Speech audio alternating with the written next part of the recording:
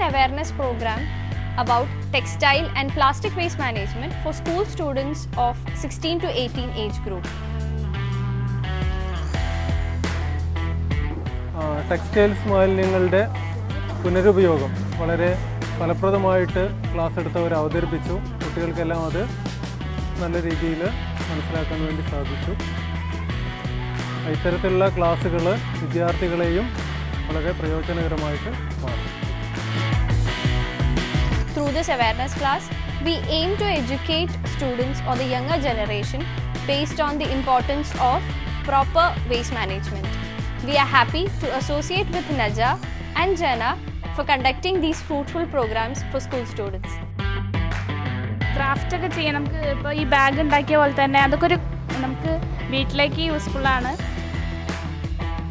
Clothes എങ്ങനെ വരുന്നു ആ വഴിക്ക് തന്നെ പ്രീ കൺസ്യൂമർ വേസ്റ്റ് എത്രത്തോളം ഉണ്ടെന്ന് പറഞ്ഞു.